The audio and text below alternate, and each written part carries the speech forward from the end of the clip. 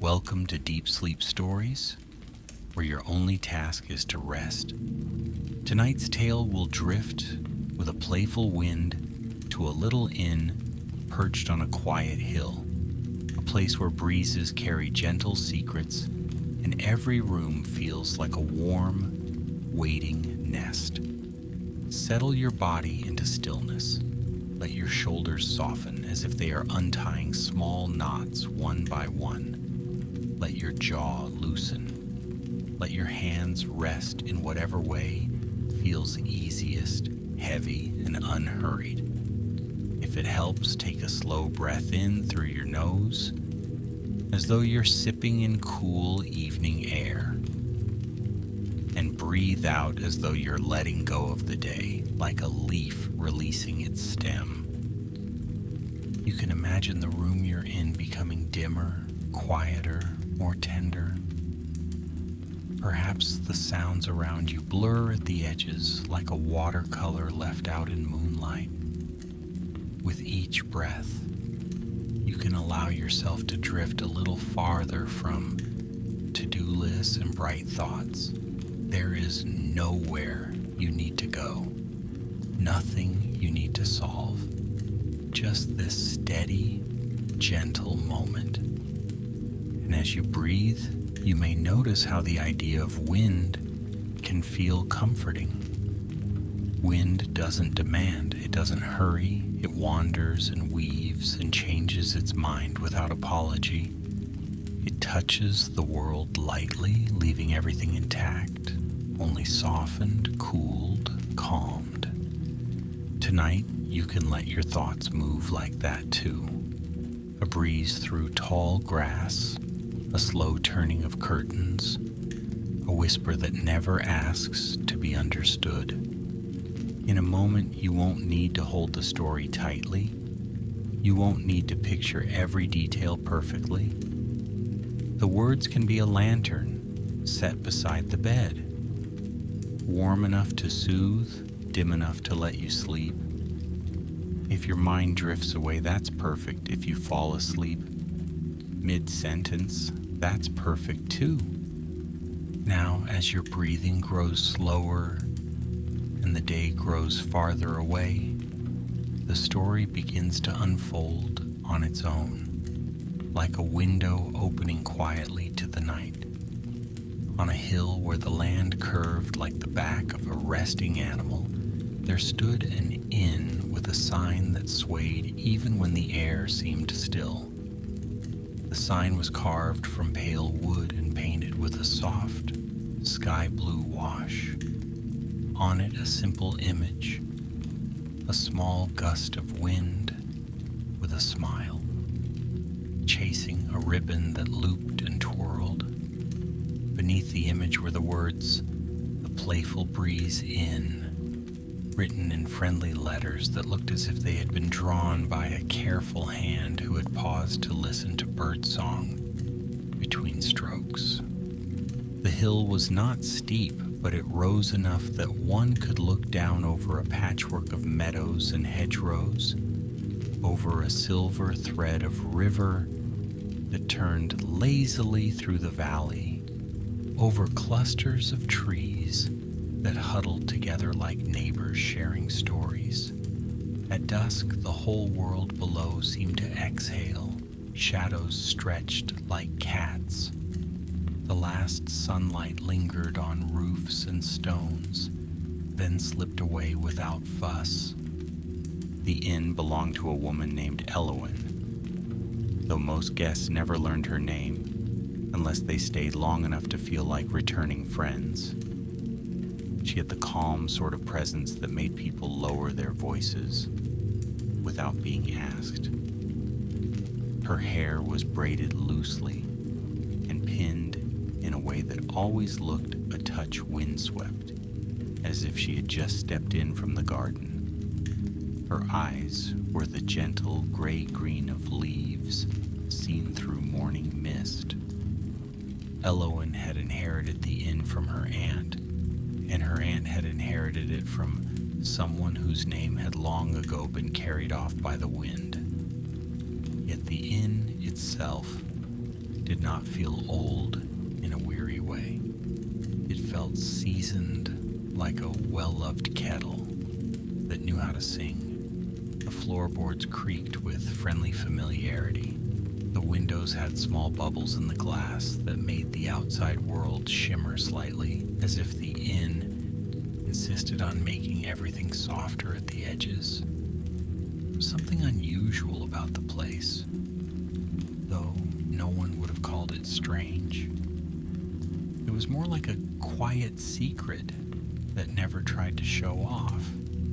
The air around the inn had a personality.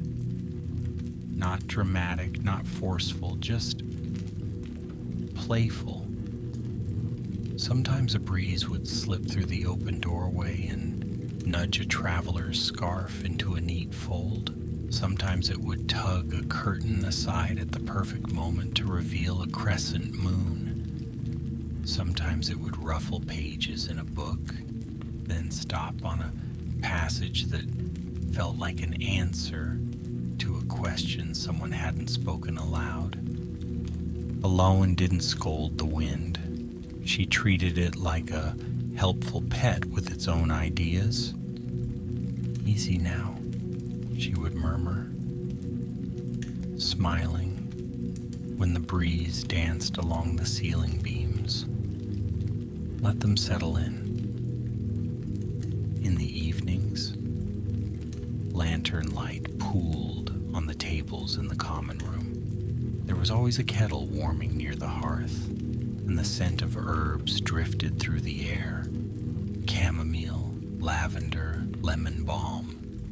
Guests who arrived with tight shoulders and hurried eyes often found themselves slowing down without understanding why. They would take a sip, and their breathing would deepen. They would sit, and the chair would feel as if it had been waiting for them all day. On one particular night, when the sky was deepening into a soft ink blue, a traveler made their way up the hill path. The traveler was named Rowan. Their boots were dusted with pale road powder. Their cloak was travel-worn, and their hair had been flattened by a long day of walking. Yet there was a quiet steadiness to their gaze, as though they had been following something gentle and sure, perhaps a memory, perhaps a hope. Rowan paused at the inn gate, where a small wind chime hung from a post. It wasn't made of metal like many chimes. It was made of thin, smooth pieces of driftwood and sea glass, each one catching the faintest light. When Rowan stepped closer, the chime sang, a low, tender note, then a brighter one, then a soft, cascade-like laughter muffled by a scarf. Rowan didn't realize they had been holding their breath until they released it and felt how tired their chest had been. The sound of the chime made their shoulders drop just a little. At the door, the sign creaked gently, and though the air seemed calm, a breeze brushed Rowan's cheek as if in greeting. It smelled like cool grass and distant rain. Inside, the warmth of the inn wrapped around Rowan like a blanket that already knew the shape of their body. The common room glowed with amber light. There were worn rugs layered on the floor. Their patterns faded into pleasant softness. A shelf of books lined one wall, with titles stamped in gold that had dulled like old coins. Near the hearth, a sleepy cat was curled into a crescent, its tail tucked under its chin. Alowan looked up from the counter where she was arranging a small vase of late-season flowers. She offered Rowan a smile that felt like a door opening. "Welcome," she said, her voice low and even. "You've come a long way." Rowan nodded and though they meant to say something, anything, what came out first was another slow breath. Elowen didn't rush the moment.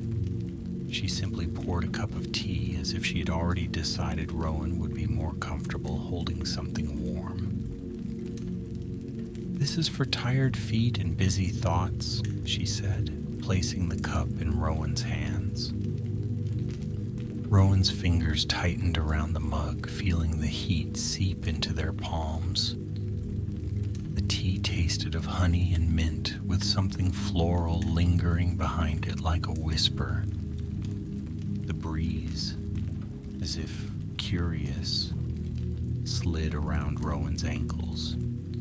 It nudged the edge of their cloak, then drifted away, satisfied. Elowen's eyes flicked to the air, as though she had heard a joke only she and the wind understood. "It likes you," she said quietly. Rowan blinked. "The wind?" Elowen's smile widened a fraction. "The inn has a way of noticing who needs to be noticed."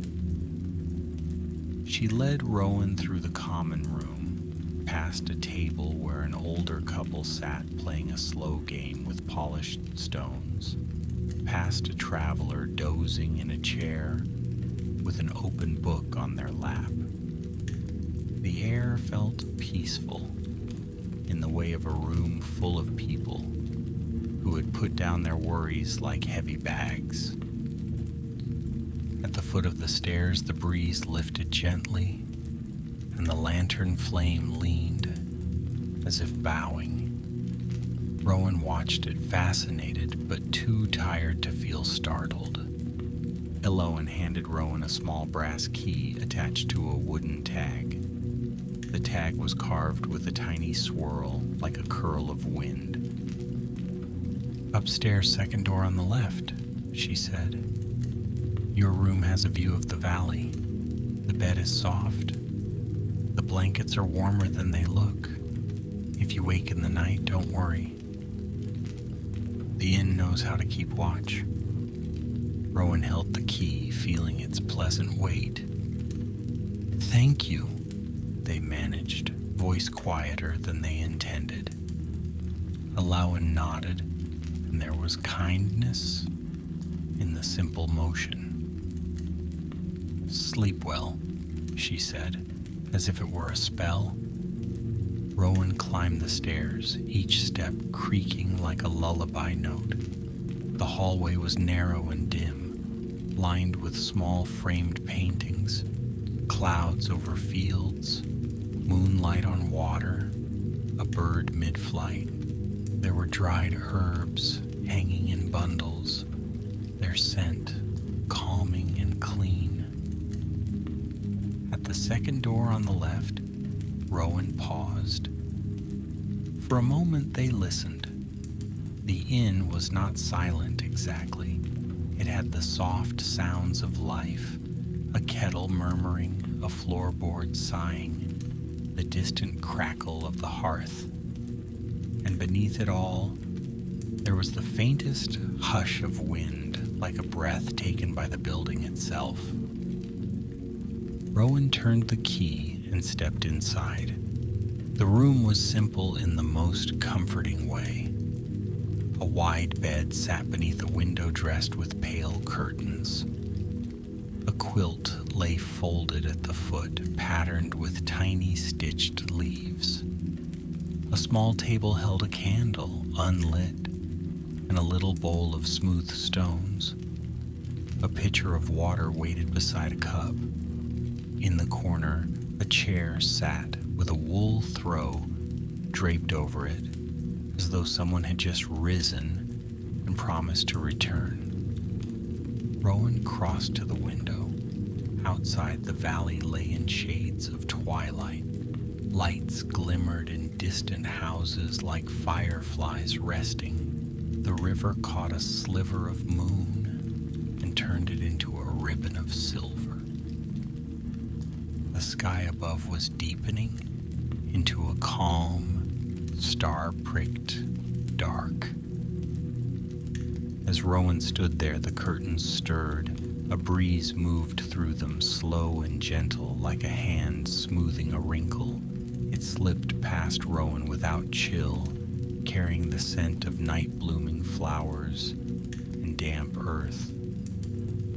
It felt caring. Rowan's eyelids grew heavy. The day's journey loosened its grip. The mind that had been busy with directions and distances began to quiet. Rowan undressed slowly, each movement unhurried, as if the room had quietly asked them to take their time.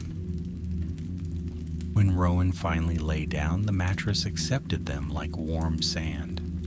The pillow was cool on one side, soft on the other. Rowan pulled the quilt up, and it settled into place with surprising weight, like a hug that didn't squeeze. The breeze made a small circle near the ceiling, then drifted down and brushed the quilt's edge, tucking it in a fraction. Rowan's lips curved in a sleepy, unplanned smile. Soon, Rowan's breathing deepened. The body began to sink into that gentle state between waking and dreaming, where thoughts become soft, shapes and worries forget their names. But sleep did not arrive all at once. Not yet. The mind, though quieter, still wandered. Rowan thought of the road behind them, of the dusty miles, the sun's slow arc, the feeling of being too far from home and too near to tomorrow. Rowan thought of the reason they had come, though it was hard to pin down. It wasn't a single goal. It was more like an ache for rest, a longing to feel light again, a desire to be in a place where the world didn't demand quick answers. The inn seemed to understand. In the corner of the room, the bowl of stones caught a faint glimmer. Rowan had noticed them earlier but hadn't cared. Now, half asleep, Rowan's gaze drifted toward them. The stones were smooth and rounded, each one pale, as if washed by 1,000 waves. They looked like pieces of moonlight that had fallen and solidified. Rowan reached out, more from sleepiness than curiosity, and took one stone between their fingers. It was cool, but not cold. It held a quiet steadiness, like a held breath.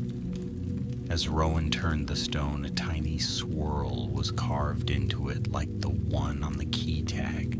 Rowan's thumb traced the pattern. The sensation was soothing, rhythmic, simple. The breeze, attentive, drifted closer. It moved around Rowan's hand and seemed to hum. Not a sound exactly, but a feeling, like the memory of music. Rowan's eyes fluttered, and in that soft space, the inn began to share its own story, not through loud images, not through sharp dreams, but through a gentle unfolding, like pages turning themselves. Long ago, when the hill was younger and the valley below was wilder, a traveler had come to this place, carrying a lantern and a tired heart. The traveler had been caught in a storm, their cloak soaked through, their hands stiff with cold. They had found a small cottage here, no larger than a single room, with a roof that sagged slightly, and a chimney that smoked like a thoughtful dragon. Inside that cottage lived a person who was neither young nor old in any clear way. Their hair was the color of clouds. Their eyes were bright as creek water. They offered the traveler soup and a place near the fire. The storm raged outside, but the cottage held steady. The traveler, grateful, fell asleep in a chair, head lolling. And as they slept, the wind pressed its face to the window panes. Curious, the cottage dweller opened the window and spoke softly into the gale. Not scolding, not commanding, just speaking, as one might speak to a restless child. "You've frightened them," the cottage dweller said. The wind howled, defensive. "They're tired," the cottage dweller replied. "Let them rest." The wind quieted a fraction. And then the cottage dweller did something unusual. They held out a small bowl of smooth stones, stones gathered from the river, warmed by hands, polished by time. They whispered something to the stones, and something to the wind, and something to the hearth, as if introducing friends. The wind leaned in, curious, and brushed the stones with its invisible fingers. The stones chimed softly like distant bells.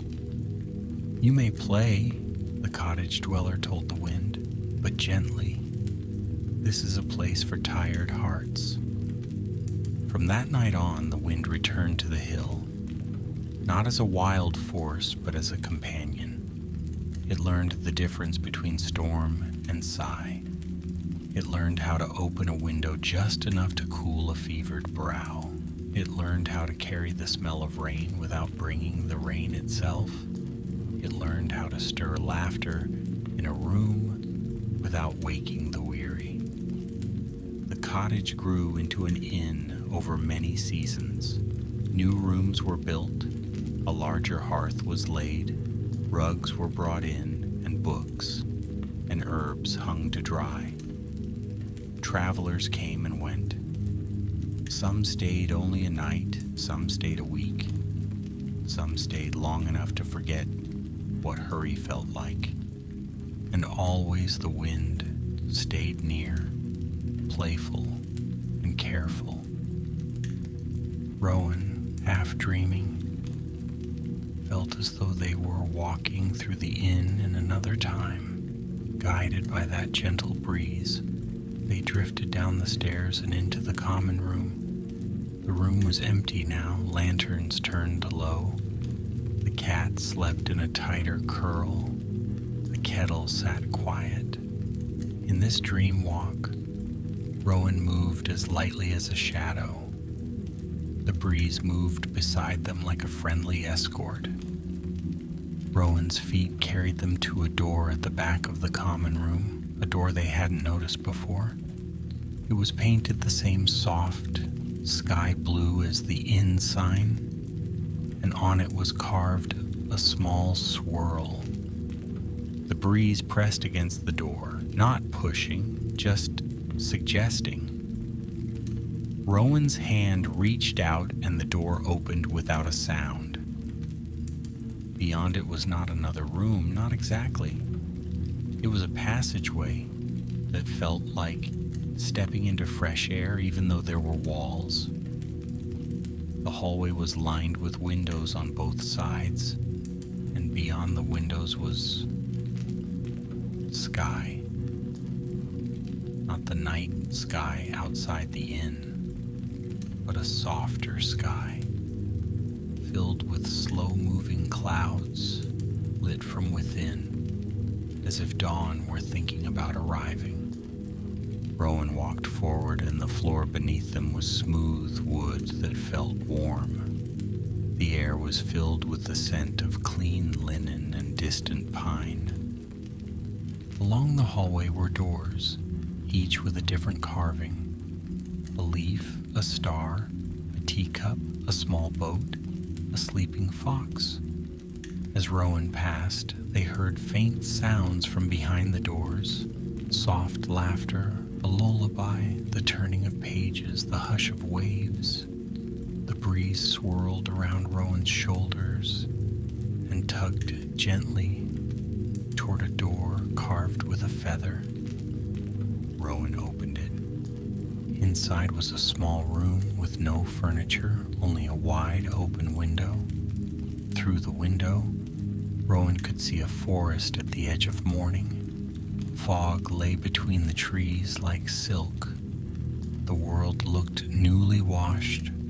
The breeze stepped forward, if a breeze can be said to step, and it grew visible just for a moment, not as a human figure, not as a creature with sharp edges, but as a shimmer in the air, a pale ribbon of motion with a faint, smiling impression where a face might be. It felt kind. It felt delighted. Rowan didn't feel afraid. In dreams, the heart knows what is safe.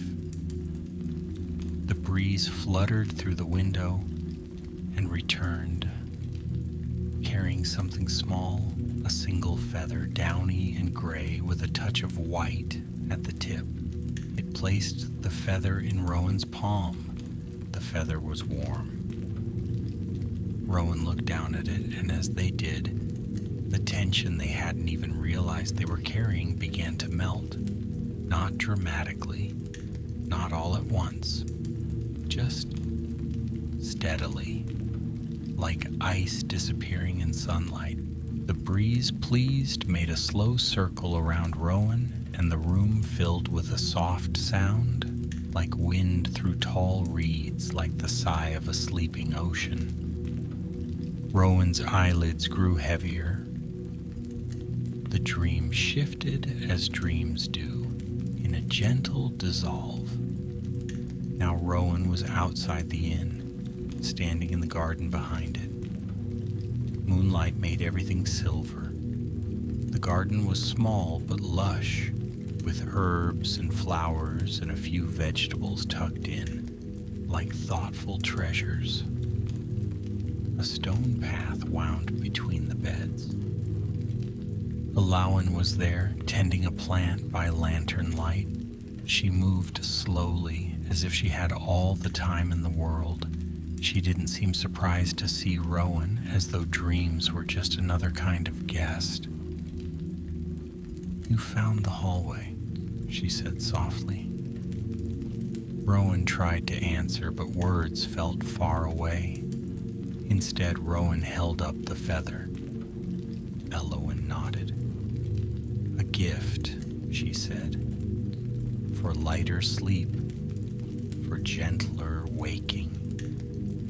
The breeze spiraled around them both, lifting the edge of Alawan's braid. It seemed proud of its offering. Alawan looked up at the sky where clouds drifted like slow ships. "This inn," she murmured, "is a place where the wind learned to be kind." Rowan's dream self listened, and though the meaning was simple, it felt deep, like a stone dropped into a well. Alawan reached into her apron pocket and produced a small sachet of dried herbs tied with a thread. She placed it into Rowan's hand beside the feather. "For your pillow," she said, "so your thoughts can rest too." Rowan's fingers closed around it. The scent rose, lavender and chamomile, with a hint of something else. Perhaps sweet clover, perhaps a memory of summer. The breeze seemed to hum approval, then drifted away along the garden path, chasing nothing at all, just enjoying the shape of the night. Rowan's dream self followed the breeze for a few steps and found, at the end of the path, a low stone wall that overlooked the valley. Beyond it, the world lay quiet and wide. The river shone faintly. The fields were dark velvet. In the distance, an owl called once, then fell silent. as though it too had decided not to disturb the peace. Rowan leaned on the wall and looked out. The feeling in their chest, tightness, urgency, that old sense of needing to be somewhere else, had softened into something spacious, as though there was room inside them again. The breeze returned, nudging Rowan's shoulder like a friend pointing out a star. Rowan looked up. There in the sky was a slow-moving streak of light. Perhaps a meteor, perhaps only the imagination of sleep. It crossed the darkness with quiet grace, then vanished, leaving the night unchanged and yet somehow sweeter. Rowan breathed in, and the air tasted clean. Rowan breathed out, and the body relaxed further. Somewhere deep in the inn, a floorboard creaked, and it sounded like a lullaby note. The dream began to fade, not abruptly, but like a candle flame lowering itself. The garden blurred into softness. The valley became a wash of dark and silver. The stars grew gentle and distant. Rowan drifted back toward the bed, back toward the warmth, back toward the steady rhythm of breath and heart. In the waking world, Rowan lay still beneath the quilt. The stone with the carved swirl rested near their hand. Their fingers loosened around it as sleep deepened. The breeze, satisfied, moved through the room one last time. It checked the curtains, making sure they were closed enough to keep the night calm. It brushed the window lightly as if to reassure the glass. It circled the bed slow and watchful, then settled into a quiet corner, like a cat curling up. Outside, the hill held the inn gently. The valley below slept. The river continued its lazy turn, carrying moonlight downstream. In the common room, the hearth had burned down to embers, glowing softly like sleepy eyes. The kettle cooled. The rugs held the day's warmth. Elowen downstairs moved through the inn with a lantern, making her final round. She paused beneath the staircase, listening. She could hear the breathing of guests through closed doors, different rhythms, different depths, all gradually sinking into peace. She reached the bottom step and felt the faint brush of wind against her cheek. "Yes," she whispered, barely moving her lips. "They're resting." The breeze seemed to smile in its own way and drifted upward, returning to its gentle watch. Elowen set the lantern down on a table and covered it, dimming the light to a small glow. Then she sat in her chair by the hearth with a book she didn't open. She simply sat, hands folded, eyes half-lidded, as if she too were part of the inn's lullaby. Time passed in the slow, dreamy way it does at night. Minutes were not sharp, hours were not loud. Everything softened. Rowan's dreams became quieter now. Less story, more sensation. A feeling of floating, a memory of the feather's warmth, the scent of herbs, the sound of the wind's gentle hush, the inn with all its small kindnesses, held Rowan like a cradle. The breeze did not play loudly now. It didn't tug or tease. It simply moved in slow circles, like a lullaby repeated until the mind no longer needs it. It carried away stray thoughts as they arose, little worries that tried to sit up in the darkness. It lifted them gently and set them down somewhere far off, where they could rest too. Rowan's face smoothed into calm. The muscles around the eyes loosened. The mouth relaxed, slightly open, as though allowing the breath to come and go without effort. Outside, clouds drifted across the moon, then moved on. The moonlight returned, soft as milk. The hills stayed quiet. The inn stayed warm. The wind stayed kind. And now the story begins to slow, like footsteps that become softer on a carpeted floor. The words can grow fewer. The spaces between them can widen. There is nothing to chase, nothing to hold. Rowan sleeps, safe and deep, beneath a quilt stitched with tiny leaves. The breeze rests in the corner, a gentle guardian that does not need to be seen to be felt. The valley below is dark and peaceful. The river keeps its slow silver thread. The trees stand still, listening. Breath flows in. Breath flows out. A calm night holds everything. If thoughts drift through your mind, they can drift like clouds, slow, harmless, passing on. If you feel yourself sinking, you can sink. If sleep is already taking you, you can let it. The inn remains on its hill, steady and warm. The playful breeze, now quiet, watches over the rooms with a tender hush, and you can rest just as Rowan rests. Good night, dear traveler. Sleep well.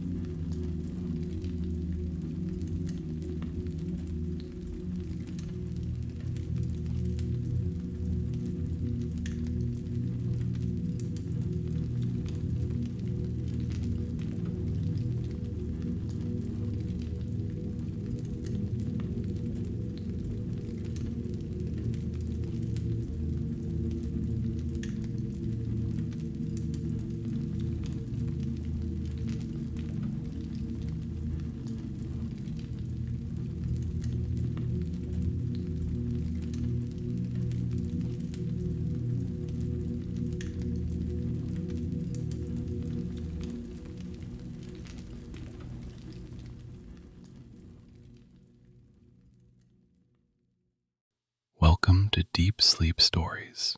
Thank you to everyone who's been listening.